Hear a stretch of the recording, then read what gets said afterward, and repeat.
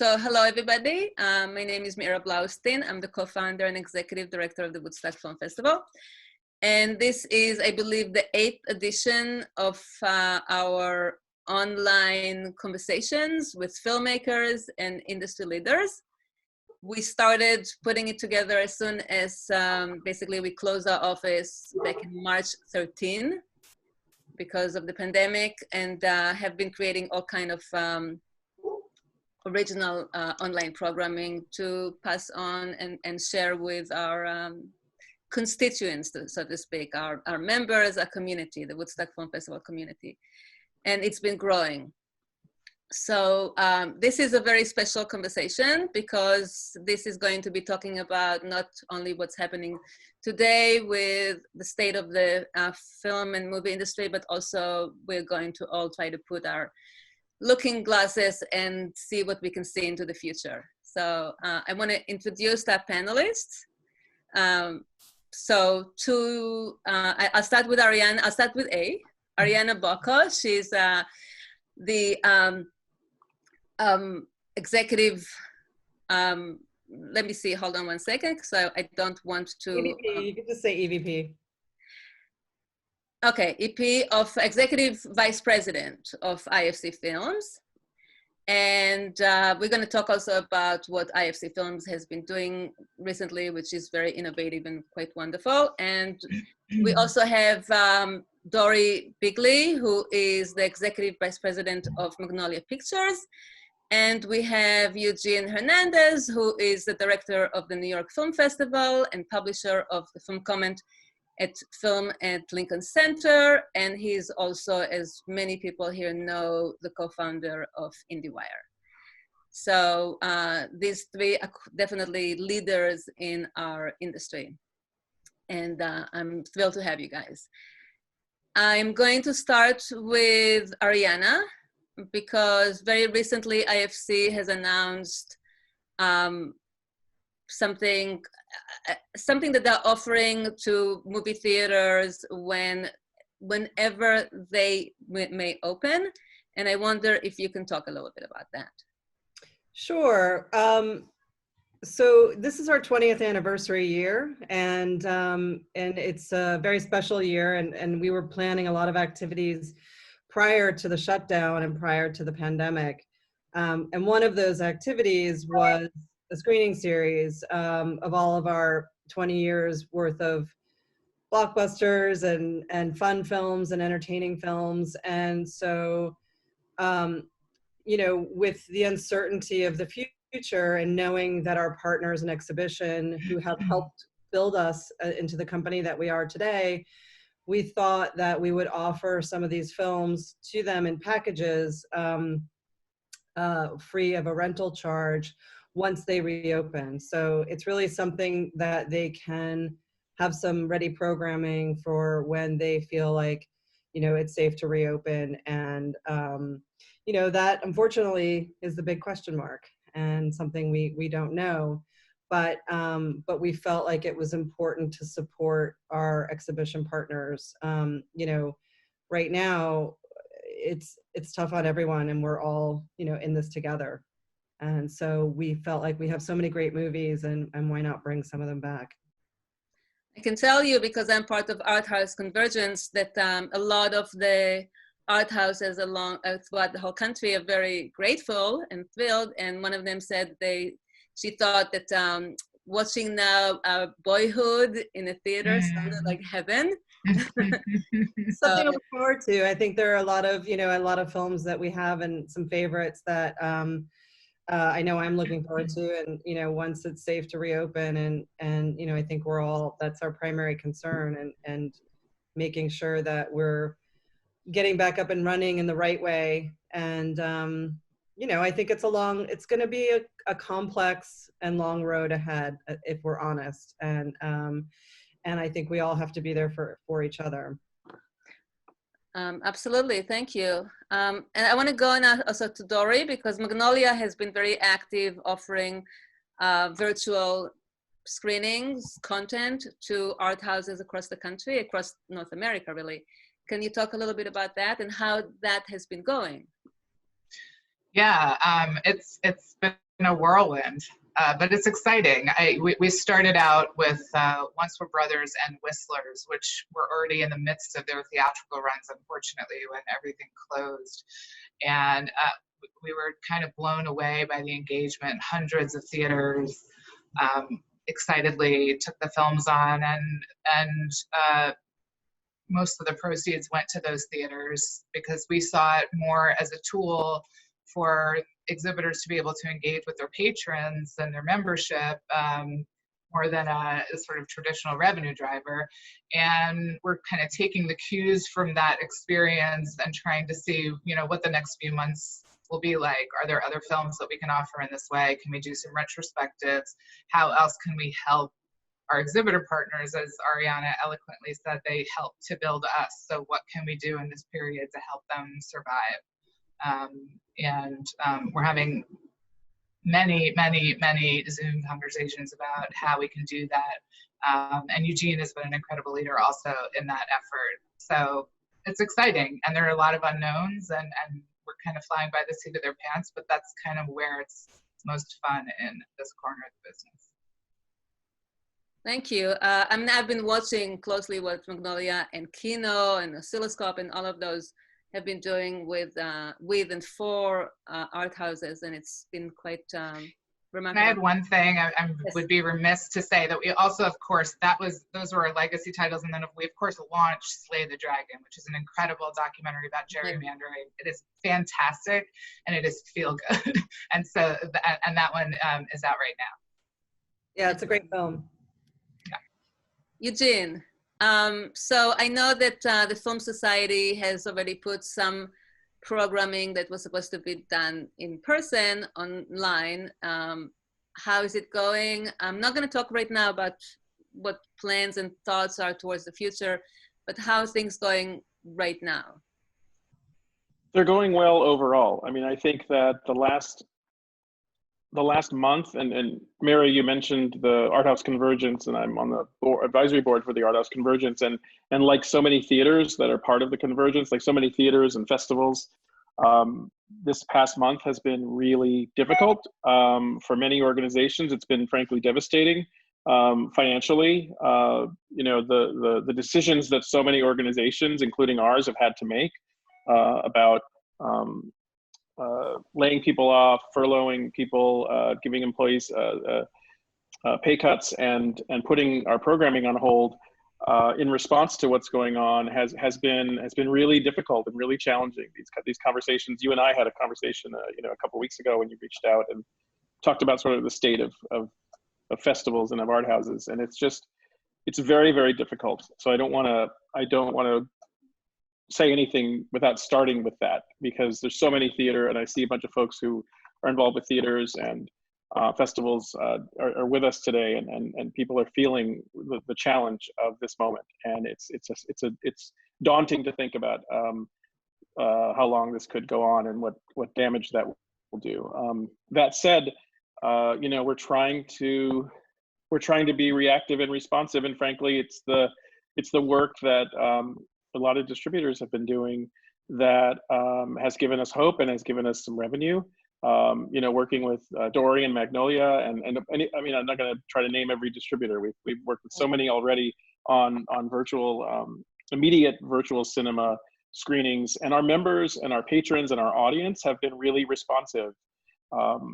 It wasn't a guarantee that people would immediately respond, but looking at the response, you know, from ticket sales, but also from just the kind of feedback we're getting, we have an audience that we absolutely engage with on an ongoing basis directly. People are very vocal and direct with us in our community in New York, and the response has been really positive. And I think, you know, like so many people, we're all you know, we're all looking for things to watch every evening, and we're getting on these Zoom conversations with our friends over drinks to talk about what we're seeing and what we're doing and what we're experiencing. So I really applaud so many distributors, not only who have been really following in the footsteps of the adventurous decisions that folks like IFC and Magnolia made years ago, and also kind of, I think, you know, now kind of iterating on that, evolving what virtual cinema means, and Dory and others have been pulling people together for conversations about that and trying to look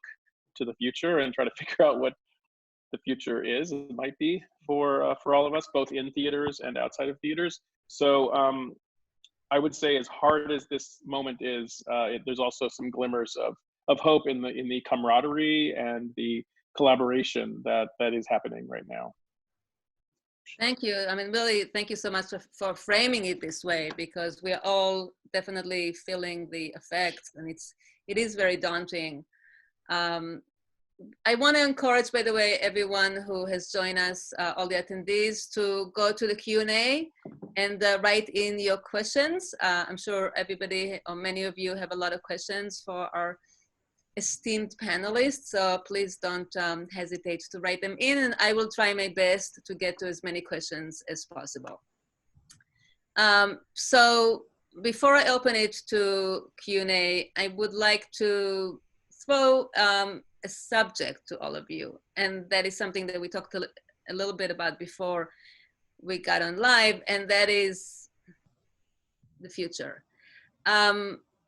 Eugene, you have a film festival to run among your other responsibilities, and Arianna and Dory, you have a film distribution company that needs to bring out all these films that you have acquired in Berlin, and all those new films that you have acquired and will acquire. How do you see your business taking shape going forward? I know it's a hard, I mean, nobody can actually see the future, but I'm sure these are things that you're thinking about a lot and talking to your teams about. So whatever you can share, whatever you're comfortable to share with us, that will be great. And either one of you can start. Well, I mean, I would say we're IFC and Magnolia are incredibly lucky in the sense that we're both pioneers of different models of release and collapsing windows, et cetera. So what the immediate future holds is a lot of creativity and open-mindedness around that aspect of it, around windowing in particular. I have no idea what anything is. I wouldn't pretend to know what anything is going to look like in the next 3 to 6 months. But I do know that we have to release some films. A couple have to go this summer. There are some that just have to go before the election for various reasons, and well in advance of the election. So we've got our nose to the grindstone every day, and it's incumbent upon us not to just toss these films out into a vacuum, but find really new and smart ways to create the same kind of profile that we would have been able to do under traditional circumstances, yet also be ready for, as Arianna said earlier, we don't know when the theaters are going to open, but when they are open, how quickly can we help? How quickly can we be there with new titles? And so if we're collapsing the window, or we're going to do a digital release and theaters open earlier than expected, we want to be able to responsibly provide titles to those theaters and be able to encourage audiences responsibly to see those titles in theaters as they were meant to be seen. So it's incredibly complex, but it's something the entire company, I have to say, is really fired up about. When I say we're on endless calls all day, I mean it. And doing the kind of research and analyzing data that we haven't really needed to do before, and it's exciting, and we're learning a lot. So that's the bright side, if there is. Yeah, I mean, I would echo, what Dory said, in that we are a distribution company, and our primary core philosophy for the last 20 years has been to bring quality films and auteur-driven films to audiences wherever they may be. And we've always been very, very firm about that. But, this has created, quite a conundrum, because theatrical was such an important part of that. It was such an important part of, and still will be an important part of, launching a film, as are film festivals. I mean, as a distributor, we're missing film festivals terribly. We had so many films that were already accepted into, South by and Tribeca, and so it's been, as Dory said, a recalculating of how do we get these films out and how do we promote them some of our titles were already scheduled and for various reasons too difficult to move, some of which has to do with their international release dates. You know, it's a domino effect. So everything is not just about the US either. It's really happening internationally, and we have to keep our partners, our distribution partners overseas in mind. So for instance, we have a movie coming out tomorrow called The True History of the Kelly Gang, and that movie, we were the last territory to go. And so unfortunately, we really couldn't move the date into an uncertain future. So we've pivoted to a premium VOD release. But really, we were able to still do a virtual press junket and, you know, still have the media. So, you know, we're innovating, we're doing what we can to make sure that the filmmakers and the actors and everyone who's worked so hard on these films still treat them right.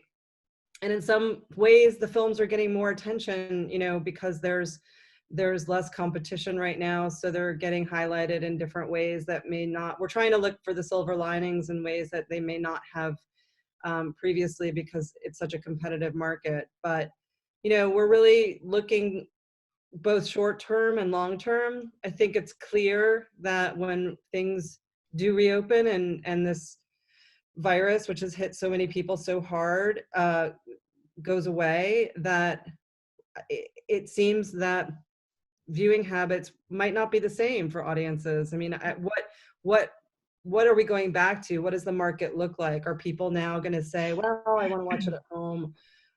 You know, I don't want to go to the theater.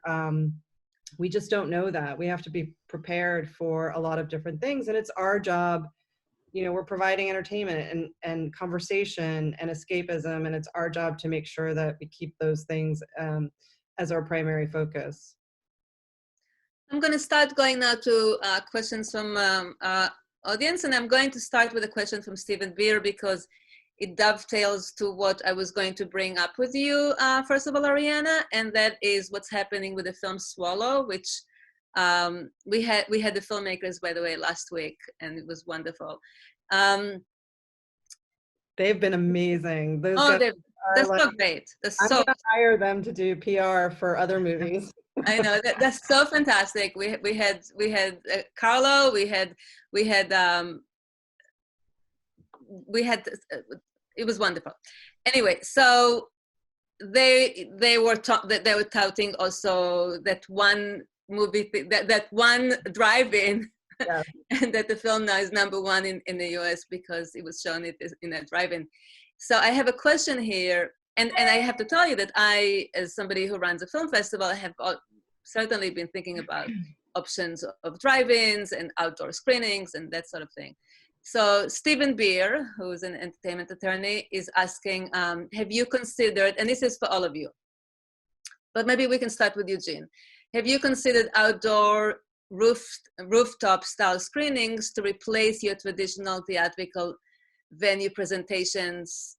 And I'm going to add to that, at least for now. Right. Hi, Stephen. It's good to hear your name. Haven't seen you in a while.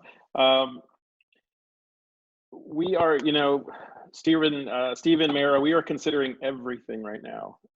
Nothing is sacred about anything we do or have done.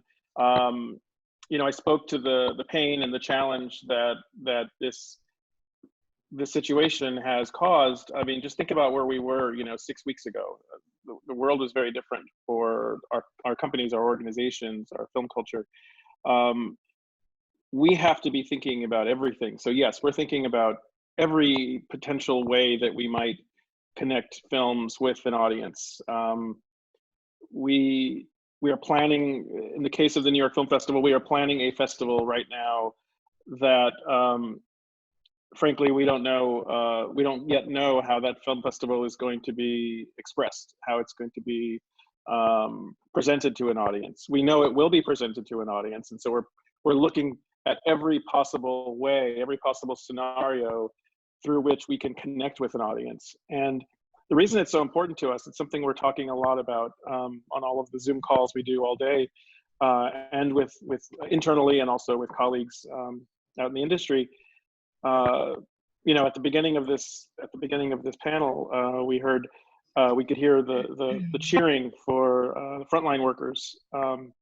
And first of all, that's the priority in all of our lives right now. Like everything, to your point, you know, Arianna and everybody, like what we're doing is secondary, you know, to that. So we're mindful of that. And we're planning a festival for New York. We're the New York Film Festival. We're New York's film festival. It's 58 years old. We are very mindful of the fact that if we're so lucky to have films in theaters in late September, early October, it's going to be in a city that has changed a lot and that will still be in a lot of pain. So we're thinking about all the different ways that we might express and show and share films. We're also thinking about the ways that people can come together, the ways that we will need to distance at the same time in coming together, and also how we can leverage, outdoor screenings, indoor screenings with fewer people, screenings in virtual cinemas, so that people in the city and other parts of the country can also experience it.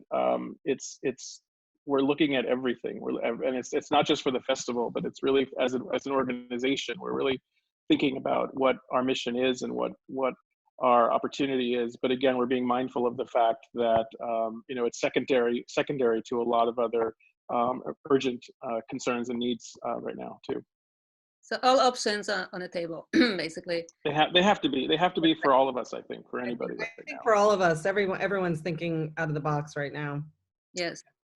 I have a question that is an extension of what you were talking about, and that comes from Joseph Warfield, and he's asking, is it possible that we will see collaborations in the future between film festivals and digital platforms, say Netflix and New York Film Festival?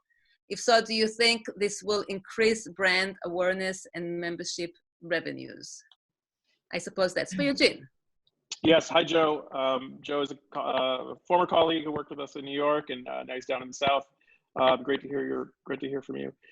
In your question, yeah, we are. I mean, I think that, and this is something that I'm going to pitch it to Dory in a minute, because she's been really leading a lot of conversations around how we can think about collectively, collaboratively, how we can think about digital tools and platforms and opportunities to not only share films, but just to connect more closely with audiences. It's something to kind of finish on to connect to the answer I was just giving.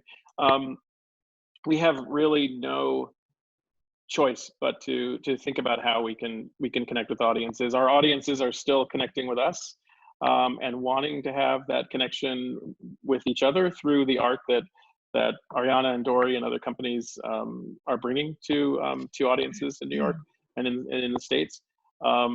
So digital tools and platforms and opportunities are a huge part of that. It's not just Netflix, it's collaborations with a whole bunch of different distributors and sales companies and filmmakers directly sometimes. I mean, I'm just getting so much feedback and questions and encouragement and ideas from all sorts of people from all sorts of places right now.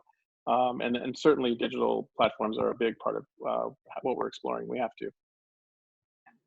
Dory or Arianna, do you want to address that?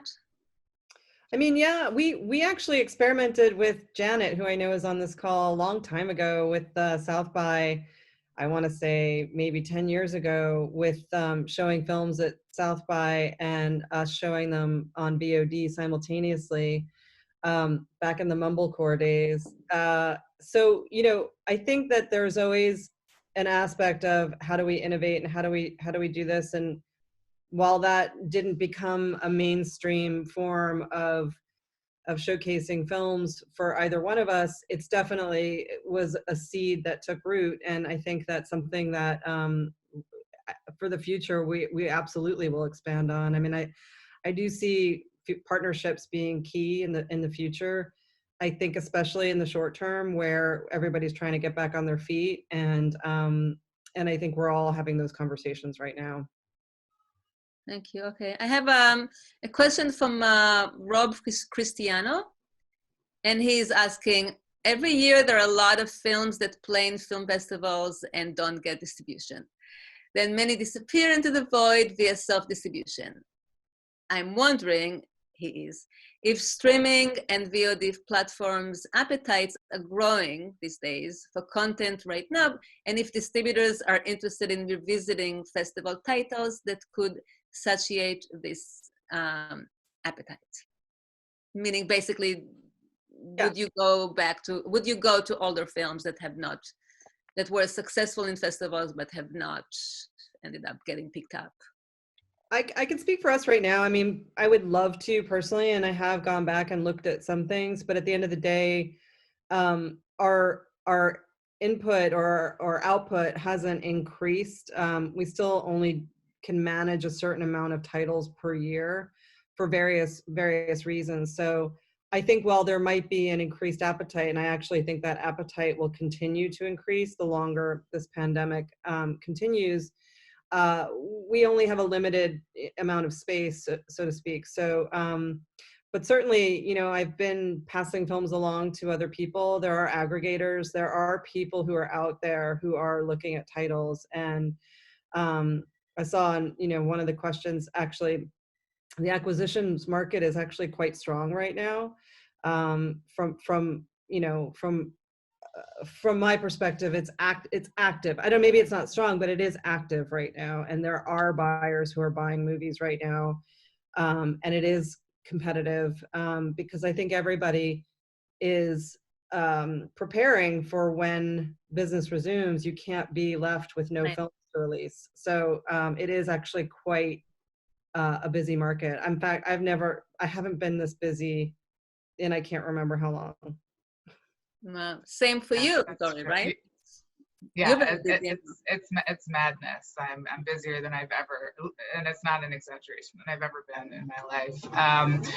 To Arianna's point, just quickly, in terms of revisiting old titles, I mean, we'd love to take on an array of titles that we've had to pass on. It always breaks our heart, and there are always titles that we have to let go. There are only a certain number of slots that we have every year. Every film that we release, we tailor a plan around. We're not an aggregator. We're not, just because the appetite of a platform might increase, we're not going to take something to push a button to take a feed to put it up online. That's just not our role. So unfortunately, that won't likely be the case for us. But like Arianna said, we are actively buying. The market is alive. And you know, we'll see how it goes. Filmmakers should not lose hope in that regard. I mean, it might take longer, it might get there in a different way, but the market is still there. The need for content across all platforms and all kinds of companies, and whether it's, you know, the big Netflix or Amazon or Kino or anyone, the appetite is still there. And you know, we aren't, knock wood, we aren't going away. So it's really, it may just take a little bit longer, come in different ways because festivals aren't running the way that they normally do. So, you know, it's hard. And I think there are a lot of people who can give advice, but, you know, we're all trying to help each other. I have a question from that relates to what you guys were talking about, and that's from a filmmaker, Wendy Borman. And she's asking, how are you acquiring films by new directors these days? Or have you paused new, well, she's asking if you paused new acquisitions, which I know you just said you did not. So how are you, where are you going to acquire these films? Can you talk a little bit about that? It's mostly. Sorry, go ahead. No, I was going to say the agents, and you know, there's a virtual market coming up in June that is being put together, 2 concurrent ones. One, the Cannes market, and one is being put together by the sales agents in the U.S. So, I mean, primarily, if it's not a personal relationship, it's through foreign sales agents and/or the U.S. domestic agents. And paying attention to, obviously, we both have the slates of South by and Tribeca, just as we always would have. Unfortunately, we just aren't all there together watching these films, but our acquisitions team is approaching that task the same way they always have.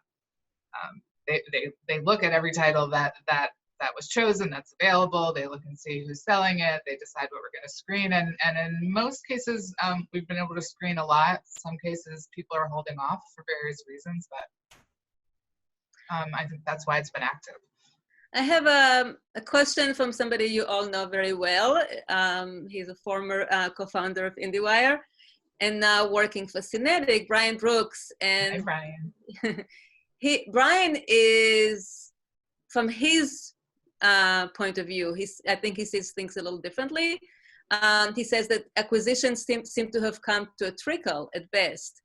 And the onset of the COVID crisis. How do you see the landscape evolving for acquiring new films in the medium to long term? I mean, IFC bought how many films over the last 4 weeks? We haven't announced a few, so. Oh, okay. I mean, we've all bought films. Some of them haven't been announced. And I'm just thinking of 4 companies in my mind who've bought a small handful. So it might be an issue of just announcements. That's the other thing. I mean, for us in announcements, it feels insensitive, a little bit beside the point in the midst of this crisis to find a way to happily announce the acquisition of a new film. So in some cases, we're waiting a little bit for a good moment. So maybe that's part of the issue. Also, you don't have the Tribeca and South by, because those festivals didn't physically happen. Oh, sure. Yeah. I think that there's always a buzz and a feeling that goes along with the physicality of those film festivals where, acquisition announcements are very exciting and create a lot of buzz, and that just didn't happen. But there is an active market right now. Brian, have no fear. I'm going to go to a question from Shona Ricketts, and she's asking, is it a concern that audiences might get shut out from seeing films that might not make it to the big screen? And how do you plan to maintain the exposure that is promoted by the film festival circuit? And I don't know if this is something that you Eugene, can start the conversation with and then pass it on to our distributors. I mean, I know that something that we've been talking about a lot is the second part of that question, and it really is it's the role of festivals. The challenge. I have to talk about the challenge one more time, because I think that the challenge of this moment, with so many of the organizations, many of them not-for-profit organizations, not all but many, are not-for-profit organizations that run either a lot of the art house theaters and many film festivals in this country. And this disruption and this economic challenge that so many of these festivals are facing or will face in the coming year and years, has, I think, instigated a really existential question, an existential moment of questioning the role of festivals. I don't think any of us doubt, and we spoke about earlier, the importance of and the role that film festivals play, but it's something that we're all trying to think about. If we're entering a phase of time, that might last a year, 2 years, 3 years, where festivals are going to be just different.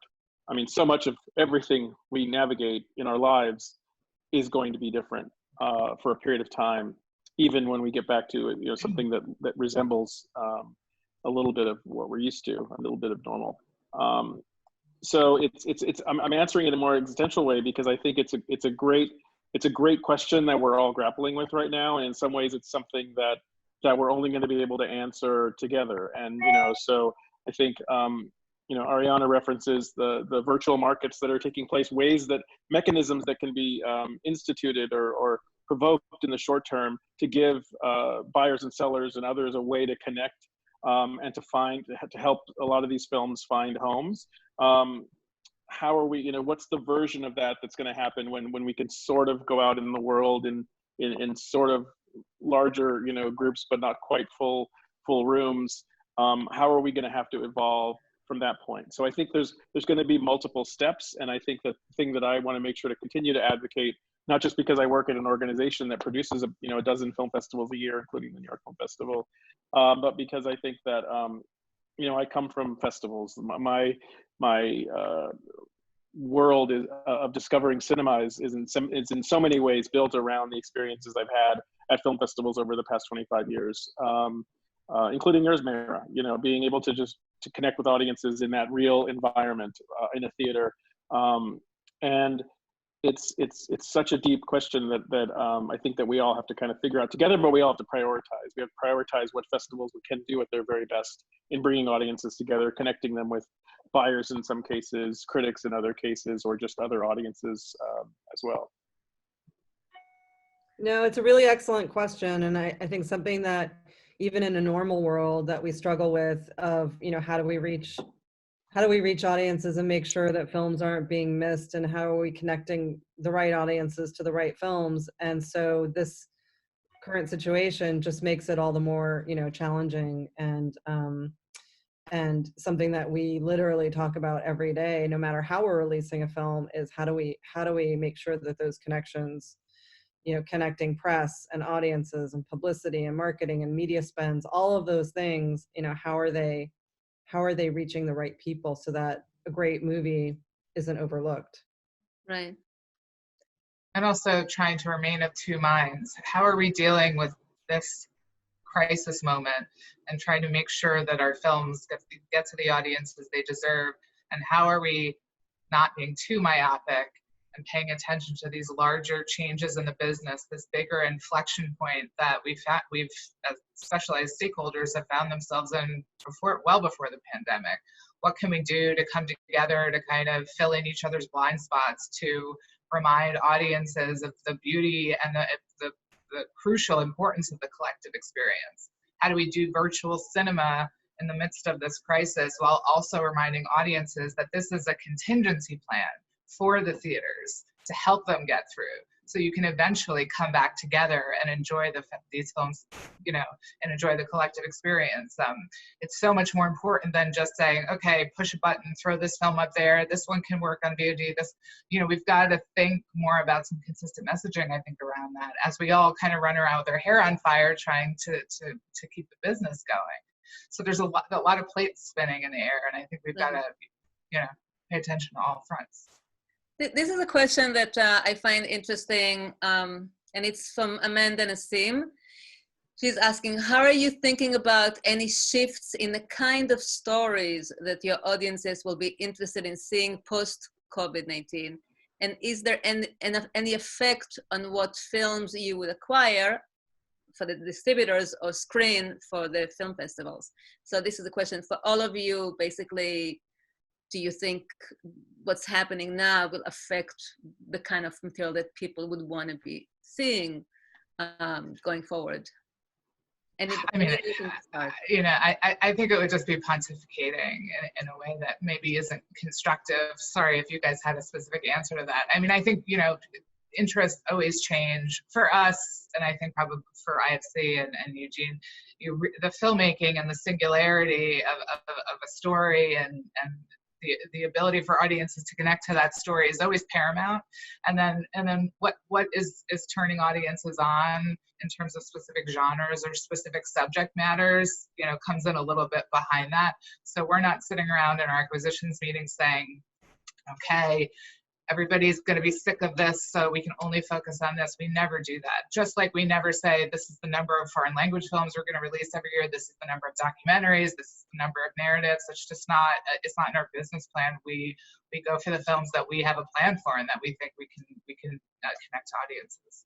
Yeah, it's really not good business to chase some kind of thematic or what you think audiences want. Like, you know, anyone trying to go pursue Joe Exotic 2 is, you know, going down the wrong path, because you really just need to keep the primary aspects of what makes a good acquisition in mind. You know, those things never change. A good film, a conversation, quality filmmaking, you know, those things don't change, and I don't think they will. I mean, you know, lighter fare, there might be a good balance between making sure that there's some real popcorn type of films versus, you know, films that are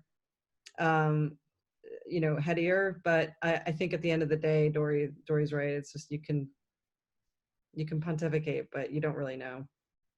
Eugene? The same answer goes for the curation and the programming process. I mean, I think that we're responding to the films that are in front of us, that are that we've already seen earlier in the year. I mean, I will say that there are some films that I watched at Sundance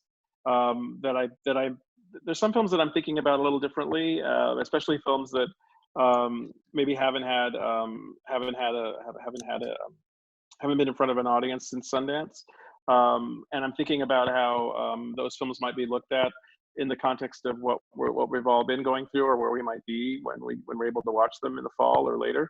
But that's something that you can't really. There's some of it that you can't really force or really examine too much at this stage, because I think that we're really. I think that from our end at Lincoln Center and so many other festivals, and curators probably say this, that curation is always about trying to make a case for particular film at a particular time, a particular film at a particular moment in front of a particular audience. And so we're all taking in so much right now in so many different parts of our lives, and perhaps the way we respond to certain pieces of art will be a little bit different and will resonate in certain ways. I'm seeing that in my conversations with friends about the way we're responding to certain pieces of music or books, or things we're seeing on television or movies. But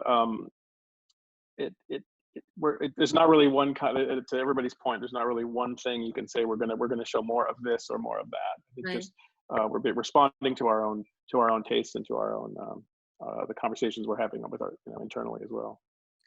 I have a question specifically for you, Eugene. Okay. Doesn't have your name, but the subject is for you. It's from Julia Ridilla, and she's asking, some of the most celebrated initiatives of the festival landscape are mentorship programs and filmmakers labs. How do you anticipate this new normal will foster alternative opportunities to bring young creatives together? Hi, Julia. Julia's someone I know out in Los Angeles, and she's a frequent New York Film Festival attendee. It's a great question. At Lincoln Center, Lincoln Center, just like so many other not-for-profits, Sundance, I'm thinking of Creative Capital, I'm thinking of a number of organizations when I hear this question. A lot of organizations and not-for-profit organizations, foundations, and people who work in the arts in support of artists are thinking about this question really seriously right now, because again, artists first and foremost are struggling will be struggling for survival, but at the same time, they're also reaching out to all of us to try to figure out how to bring art to audiences, but also how to do that in collaboration or in connection with other artists. At least I'm hearing a lot of that. So in our case at Lincoln Center, we have a suite of programs that are about nurturing and supporting young artists, younger people in the industry, and younger film critics, mainly women and people of color, to not only find hopefully a slightly easier path in, but also to find connections with each other.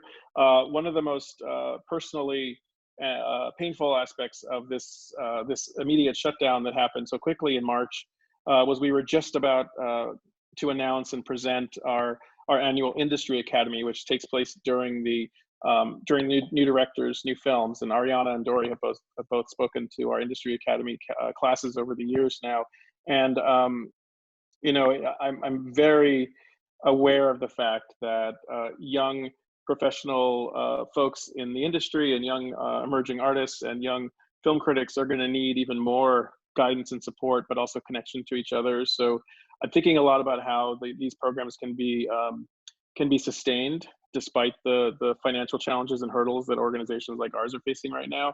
And I think they're just going to be essential in the same way that it's so inspiring to me that, I mean, Dory was bringing people together to have conversations about the future of our industry before COVID-19, but the conversations that Dory and others have instigated with a number of us since then, I think are even more profound.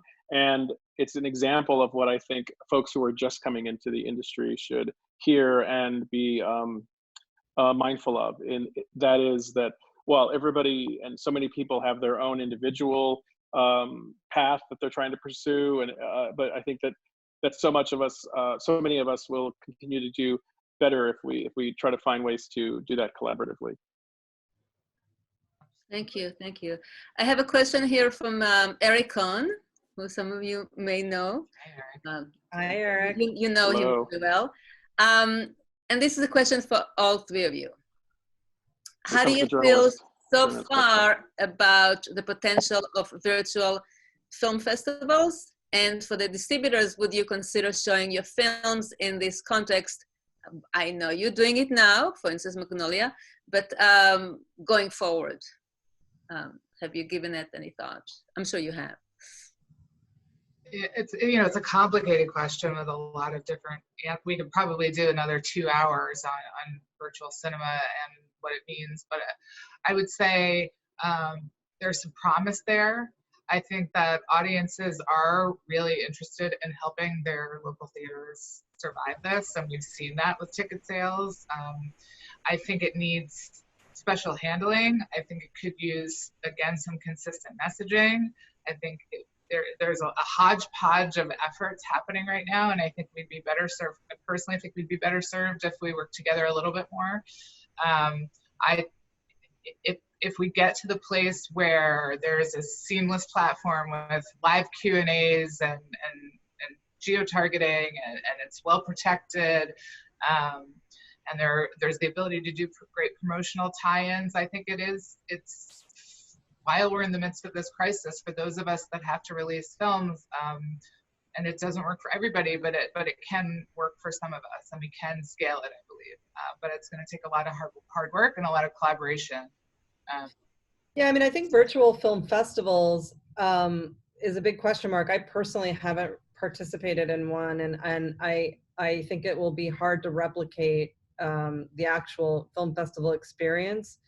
So as a future model, I have no idea if that's something that would work as a temporary COVID situation. I'm all for it. We've definitely been in conversations with, right now with Tribeca about screening one of our titles with them, but it has to be right. I mean, you know, there's talent to consider. There are a lot of factors that have to be considered that make it right for the festival, that make it right for us. But it's definitely something that we are talking about and that we're open to. And you know, I think we have to be. But I mean, I don't know. We'll see. The virtual markets are coming in June. You should do a post. I know, really. I did attend one live, or however they're saying, a virtual acquisition screening. And I actually thought it showed promise. You know, first of all, it made my colleagues and I all watch the same thing, same time. Yeah. And it had an introduction, so it was given, you know, the context that I think a lot of filmmakers are afraid of, just like, you know, sending these links out into the void without the context of the festival. And look, this is not a perfect replacement, but if you can create this room where you have journalists and industry and whomever else you might want in there seeing the film at the same time, commenting about it potentially afterwards, journalists then publishing their reviews, I feel like I'm getting the tools I need, at least to analyze for a potential acquisition. Not ideal, but there's promise there, and it's certainly better than, again, just, you know, everybody just having to send their films out into the void.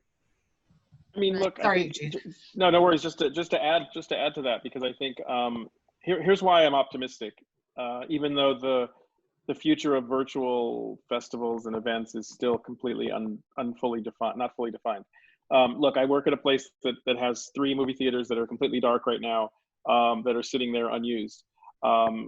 Despite that fact, the thousands of members of Film at Lincoln Center that are connected to the organization I work at, and people that I'm hearing from, at the same time, people that I'm hearing about from other institutions like ours that are also have a bunch of dark movie theaters around the country, their audiences are still fully engaged. And in some ways, we have to follow the audience.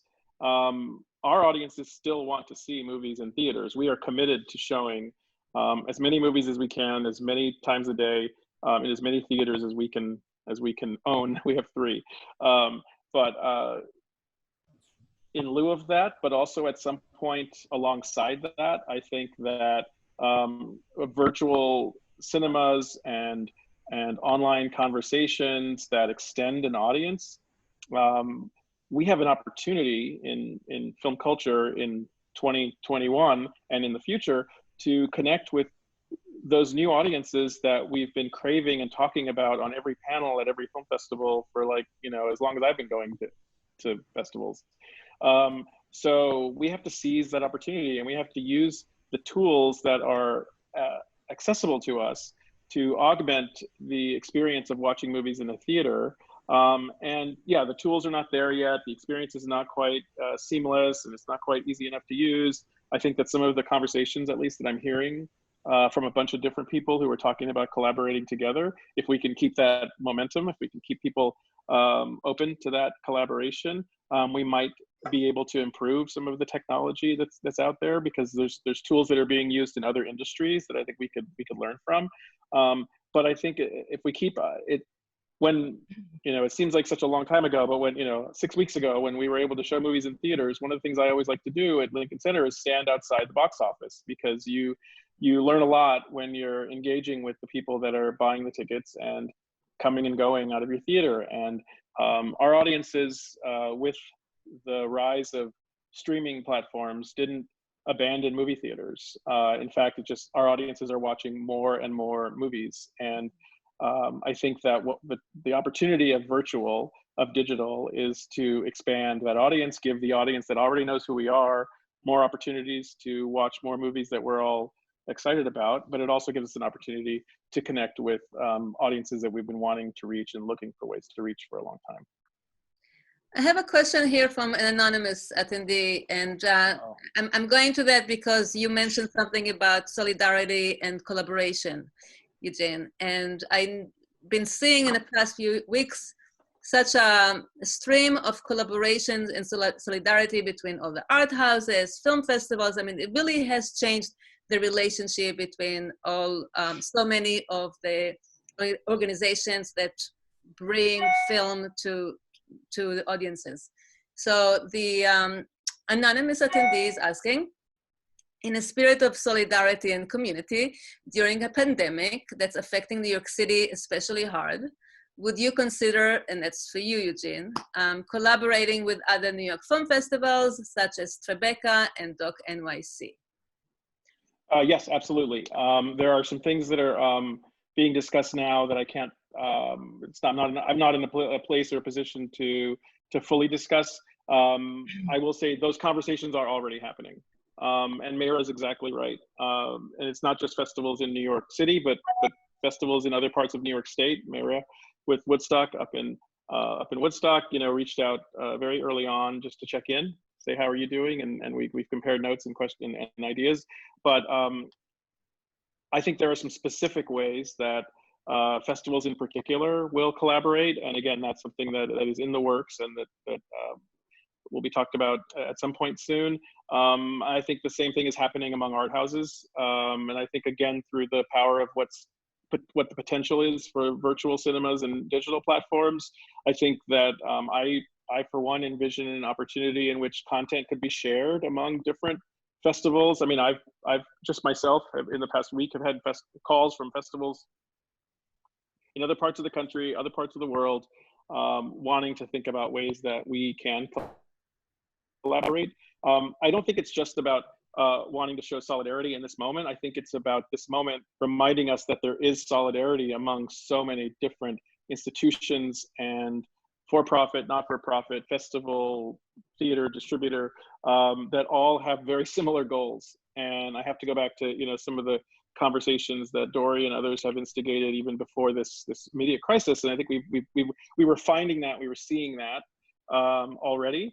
But I think that this moment of crisis is forcing us to really kind of check our egos and just kind of realize that we are all in this together, and that we are going to come out stronger as a community if we kind of lock arms and figure out how to do some of the work, achieve some of our goals collaboratively. Yeah, absolutely. Eugene keeps referencing these conversations, which have been, really eye-opening and fascinating, and I'm so happy to have been able to participate in them and hopefully will continue to. But the one thing that's sort of glaring is that the old mode of competition is changing a little bit. We still all want really healthy competition. That's what keeps us all going. And it's not to move beyond that, but it's about looking at it in a different way. Where's the sort of ideological redundancy that we can help each other just move past? Where are our mutual pain points that we can help each other sort of say, okay, this is the way we can all collaborate to move past this point, and then we can all go off and compete appropriately. And I think that's just becoming more clear, and this crisis is maybe putting a finer point on it, but it was happening already. It might be a generational thing. There are all sorts of reasons, but it's been really interesting and really gratifying.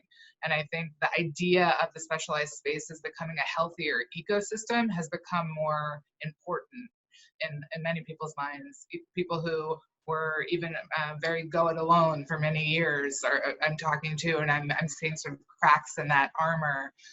Again, not as a weakness, but as a strength. If the whole space is healthy, then we'll all survive and thrive. If we all, as with everything in the world, if we all duck into our corners and try to figure it out on our own, odds are it's not going to work out so well. I think we all know that we've learned from each other, and IFC Films has been a distributor in New York for over 20 years, but we also own a theater, so we're an exhibitor as well. And we're such a big part of the community, working with other distributors. We play Magnolia Films, we play a lot of different distributors' titles. So it is a community, and it's not necessarily about solidarity as much as necessity. And we do need each other. And so I think, there's a lot of silver linings in what is a really horrible, horrible situation. And our business is going to have a long recovery road. So, I think we can learn a lot from each other in that process. Thank you. I have, we're going to stay for just a few more minutes because it's already been an hour, but we have so many questions. From Mike Camoin, he's asking, does the risk in stock price of Netflix indicate a challenge for theaters and theater goers? Are there other emerging winners in online platforms poised for success? And that may be more for the distributors in the house. I'm not sure I gathered the question. The rise in the stock price of Netflix. Basically he's asking, Netflix right now seems to be dominating the streaming platforms. Are there new emerging streaming platforms that may become, I'm totally paraphrasing the question now, but I'm assuming that is there strong competition arising for Netflix because there's such a need these days for streaming content? Netflix has always been rising. They've always been a big competitor. They've always, had a pocketbook that frankly we don't have. But there are a lot of little success stories in that world. And I think everybody, because unfortunately audiences are home now with no choice and looking for entertainment, there are a lot of SVOD services that will benefit from that. And, I'm sure the bigger ones, we'll see. I'm sure in 2 years there will be some consolidation, as there always is when you have a burst like this. So it will certainly be interesting to see. Some may not survive and some may flourish. But Netflix, Netflix has always been what Netflix is, as far as, from my perspective as a competitor. and Hulu also is on the rise. They have incredible output deals with us, IFC, and many others in our space. And so I think there's a lot, and certainly all the other big players that have come out, there's a lot of competition. As Arianna said, there'll be consolidation. In terms of, I think the question, maybe if I missed it, is are there smaller streaming services, or are there success stories in those corners? And I think it remains to be seen, but there's a rise in AVOD, I think, that some people are starting to pay attention to, and those are lesser known channels in some cases. Criterion is everyone's darling, and they've, you know, built a brand that is unbeatable in that respect in their corner of the business. So I don't know if that answers the exact question, but there are other forces out there. Okay, I mean, I'm going now to the very last question that I'm going to ask you, and I think that this one will kind of take us back to the beginning of the conversation and could serve as a good wrap up. And this comes from Joseph Warfield, and he's asking, do you think the reason people continue to show up to theaters, although digital platforms are successful, is due to the social aspect of theaters? So that really is bringing us back to where we're gonna be, I think, post COVID-19. So if you can talk a little bit about the theater experience. I mean, nothing replaces the theater experience. I think it's an individual personal experience. It's a social experience. It's so many different things that you can't replace. And I don't think it will ever go away. You know, what it looks like, it remains to be seen, but I don't think the theatrical experience ever goes away. I do think that specialized audiences, or those who might be predisposed to seeing the films that we put out, do need a reminder in some cases about the value of the collective experience beyond the tropes and the things that we all say. I think I talk to people all the time about this because I've become obsessive about it over the last year and a half in particular.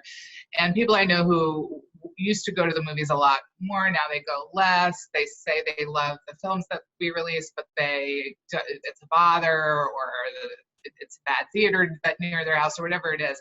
I think there is something much stronger and more important philosophically and sociopolitically about people coming together in a room to see material, especially when the spectacle's awesome, that's fun, that's great. But when it's challenging material, when it challenges your sensibilities, when it challenges your aesthetic sensibilities, your own philosophies about life, when that happens with people in a room together, something shifts, something important happens. Empathy is not just a buzzword. That's built when you have these experiences together. And I think my colleague John Van Deyden talks about us in the specialized space as the bees. And if the bees collapse, the impact is far greater and more nuanced and reaches out, the tentacles reach out in a way that we can't possibly understand. I think that's true of the specialized space when we're talking about the whole of the theatrical business, including the big spectacle. So I think people sometimes need to be reminded of that. There is something really important going on when we all come together and watch something in a room, despite the reclining chairs or whether or not we're spaced apart. It's something we have to kind of propagandize, I think, to our audience. Yeah. Yeah, I think, look, this is a topic that's really important to me, given the place that I work, but also because it's seeing a movie in a theater with people that you care about, as well as people you have never met, is just the way that I grew up appreciating the art form of cinema. And so for someone who comes from a generation that first experienced movies in theaters, I'm always very, that experience of reconnecting with that kind of primal way of experiencing that art form in a dark room with a screen that is just, you know, kind of overwhelms you is really, really meaningful. It's great to it's great to listen to you know, music on headphones or look at amazing paintings on you know, on a website, but there's nothing that can replace the experience of an art form, experiencing an art form the way that an artist intended it to be experienced in a museum, in a concert hall, in a movie theater. And Dory's exactly right. This is something that she and her colleague JBT and I have talked about even recently.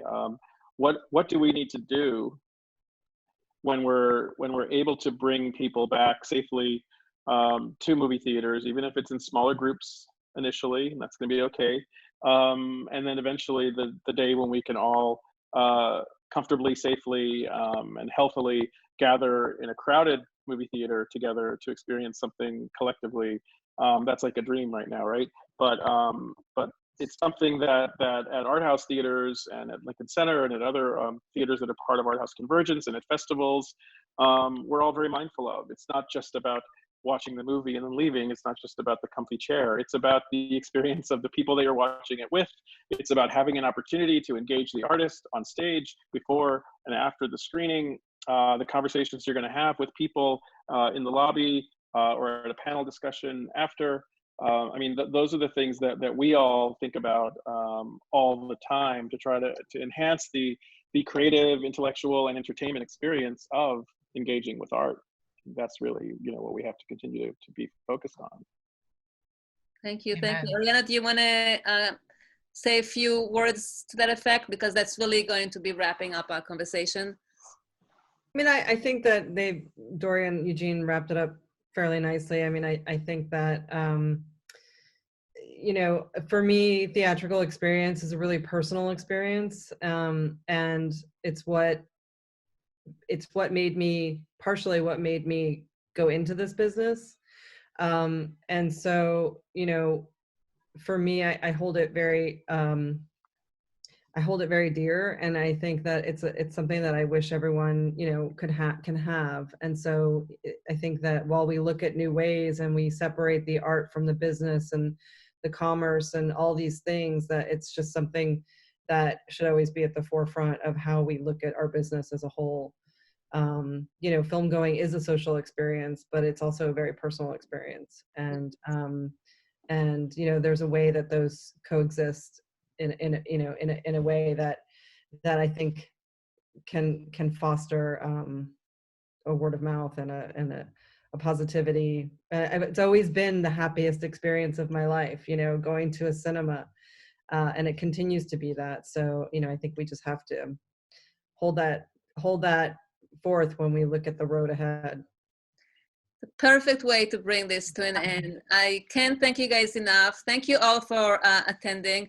I want to let you all know that this has been recorded, and it's going to be archived on our website. So if you want to revisit this or share it with anybody, you can do so by going to woodstockfilmfestival.org. It's right there on the homepage. And Eugene and Arianna and Dory, thank you so very much. It's been really wonderful. Thank you all for joining us. Every Thursday, we're doing one of these talks. Next Thursday, it's going to be with actor, director, writer Tim Blake-Nelson. And the following week, it's going to be with Ted Hope, who was originally invited to participate today, but couldn't. But he's gonna do his own talk on Thursday, May 7th. So thank you all very much. I'll see you all online. And everybody have a good evening. Thank you. Thank you, Mara. Thank you, Bye. Mara. Bye. Bye.